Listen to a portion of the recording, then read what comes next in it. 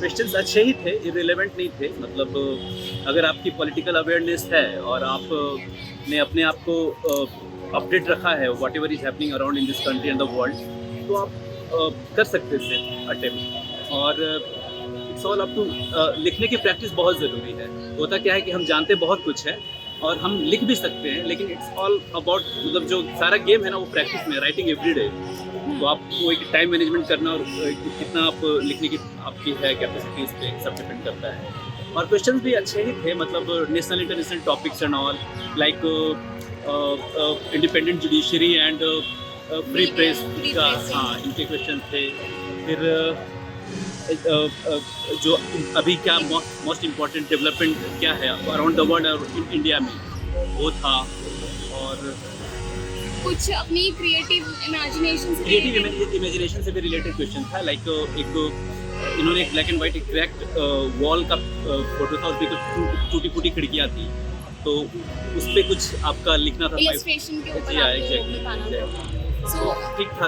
ठीक है। How were the objective questions? Objective questions भी ठीक थे। मतलब ऑब्जेक्टिव क्वेश्चंस क्या है ना, कल्चर ओरिएंटेड है मोस्टली, लाइक मीडिया से रिलेटेड है, फिल्म से रिलेटेड है। अभी आ रहा है कि शोले किसने डायरेक्ट किया, तो ये तो सबको पता ही है यार। मतलब और प्लस पर्टिकुलर बुक्स के राइटर्स कौन हैं, या फिर ये पर्टिकुलर राइटर का क्या कंट्रीब्यूट, मतलब किस मूवमेंट से जुड़ी हुई हैं, मतलब क्या फेमिनिस्ट है या क्या, मतलब तो आपकी general awareness about your subject and उसके अराउंड करंट अफेयर्स भी, basically the question was framed in this way. ठीक है। और आपकी एक्सपेक्टेशंस क्या है कट ऑफ को लेकर? आई डोंट नो, मुझे नहीं पता। मतलब मैं, so you are expecting it to be high और लो और बीइंग मॉडरेट, लाइक? मुझे लगता है कि हाई जाएगा। हाई जाएगा। ठीक है। Because the question paper was easier than like last year. और हाँ मतलब इजियर, यस, मतलब यार आप पॉलिटिकल अवेयर हो तो आप, ठीक हाँ। ठीक है। So any other entrance exam that you are preparing for, like CUT PG? No only this. मेरा नाम अरमान आलम है और मैं इसी जामिया मिलिया इस्लामिया से BA मास मीडिया हिंदी का छात्र हूँ। और मैंने MA मास कम्युनिकेशन का पेपर भरा था, जिसका पेपर कोड है M20। और ऑब्जेक्टिव के आप टफ लेवल का बात करें तो वही सिनेमा से सवाल थे और कई जो फेमस किताबें हैं उनके राइटर्स के नाम पूछे गए थे। हालांकि मैं वो पेपर तो मिला नहीं कि वो एक बार तो वापस ले लेते हैं। तो हम तीनों सेक्शन का बात करें, जिसमें तस्वीर को देखकर ये कहानी लिखनी होती है।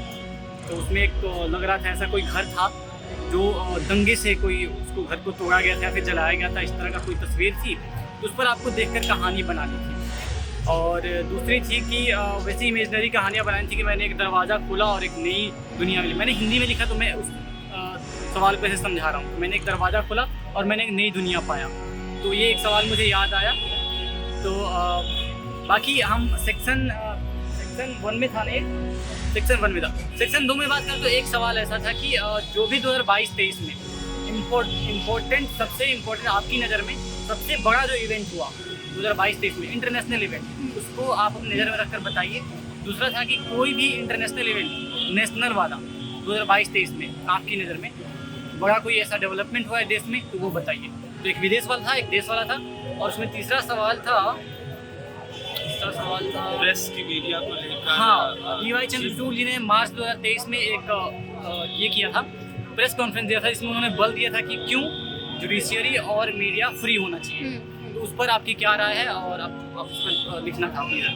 ऑब्जेक्टिव टाइप क्वेश्चंस की बात की जाए तो ऑब्जेक्टिव टाइप क्वेश्चंस में क्वेश्चंस का लेवल थोड़ा सा हाई था, जिसमें कहीं ना कहीं करंट अफेयर से क्वेश्चन जो है उतने नहीं पूछे थे, ऑथर से रिलेटेड क्वेश्चंस ज़्यादा पूछे थे। इसी के साथ साथ जो बुक्स वगैरह होती है या फिर कोई इवेंट हुआ है उससे संबंधित सवाल जो है वो ज़्यादा पूछे। वही सेक्शन A की बात आगे बढ़े तो उसमें एक पिक्चर स्टोरी करके होता है कि पिक्चर दी गई थी जिसको करना था। और उसके बाद जो है फिर उसमें जैसे इन्होंने बताया कि नेशनल और इंटरनेशनल जो डेवलपमेंट हुए हैं उसको लेकर सवाल किए गए थे। और फिर जो चीफ जस्टिस ऑफ इंडिया ने एक बयान दिया था द इंडियन एक्सप्रेस को, तो उसकी एक कोटेशन लाइन को डालकर उससे सवाल किया गया था कि आप क्यों इम्पोर्टेंट है मीडिया की जो इंडिपेंडेंस है वो क्यों इम्पोर्टेंट है, जुडिशरी की इम्पोर्टेंस क्या है इंडिपेंडेंस की। इसके बाद आगे की तरफ अगर बढ़ेंगे तो उसके सवाल पूछा था कि जैसे रील्स वगैरह का जो क्रेज़ है वो काफ़ी ज़्यादा बढ़ा है, तो इसमें क्या कारण है, शॉर्ट्स और रील्स क्यों इमर्ज हुआ है, इतना ज़्यादा पॉपुलर हुआ है। इसी में दूसरा सवाल ये था और कि कहीं ना कहीं इससे इसने किस तरह जो रिलेशन है मीडिया के रिलेशन को किस तरह चेंज किया है वो सारी चीज़ें बताया गया था। हालांकि क्वेश्चन पेपर की ओवरऑल बात की जाए तो काफ़ी ज़्यादा मतलब इसमें कोई बड़ा रॉकेट साइंस नहीं था, बहुत इजी था। बट मल्टीपल चॉइस क्वेश्चन की बात करें तो उसमें थोड़ा सा कहीं ना कहीं वो टफ पॉइंट रहा था और मुझे लगता है सभी के लिए वो टफ पॉइंट रहा होगा। बाकी ऑब्जेक्टिव टाइप तो मुझे लगता है कि कोई मतलब ऐसे ही मतलब नहीं भी पढ़ा होगा तो बहुत आसानी से उसको दे पाए। तो ओवरऑल पेपर सही था, इजी था। तो कट ऑफ का क्या एक्सपेक्टेशन? कट ऑफ की बात की जाए तो इसमें कहीं ना कहीं क्योंकि इसमें आगे पोर्टफोलियो का भी सिस्टम है, क्योंकि 200 मार्क्स का ये मल्टीपल चॉइस क्वेश्चन और सब्जेक्टिव टाइप क्वेश्चन है। इसके बाद 55 मार्क्स का आपका पोर्टफोलियो होगा और 45 मार्क्स का इंटरव्यू सेशन भी होगा।